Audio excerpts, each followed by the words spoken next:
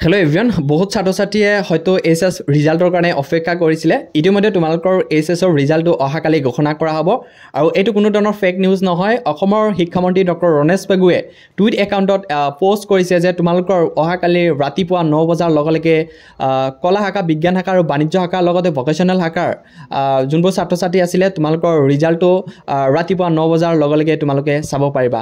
যদি তোমালোকে এই পোষ্টটো চাব বিচৰা তেনেহ'লে কি কৰিবা, টুইট একাউণ্টত যোনটো ৰণেশ পেগু ডাঙৰীয়াৰ যোনটো মেইন অফিচিয়েল টুইট একাউণ্ট আছে তাতেও তোমালোকে ভিজিট কৰিব পাৰা।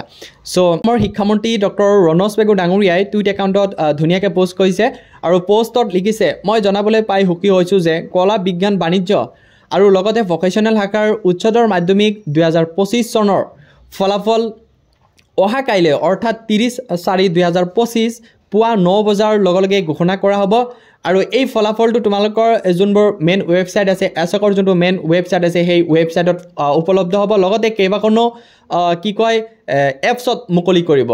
চ' অসমৰ ৰাজ্যিক বিদ্যালয়ত শিক্ষা বোৰ্ডে আজি জাননী প্ৰকাশ কৰিব এইবুলি ঘোষণা কৰিছে আৰু যেতিয়াই জাননী প্ৰকাশ কৰে তোমালোকে এইটো চেনেলত ধুনীয়াকৈ পাই যাবা।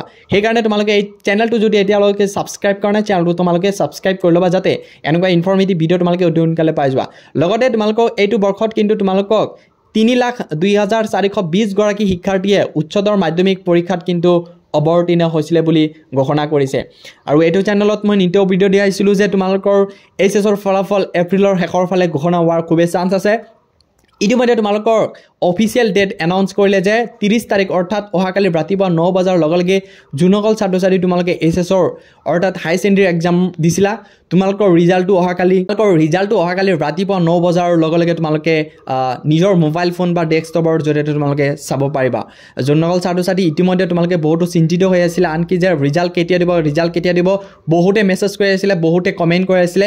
চ' এতিয়াৰ পৰা আৰু তোমালোকে মেছেজ কমেণ্ট কৰি থাকিব নালাগে বা এতিয়াৰ পৰা আৰু তোমালোকে চিন্তা কৰিব নালাগে যে আমাৰ এইচএছৰ ৰিজাল্ট কেতিয়া ঘোষণা কৰিব।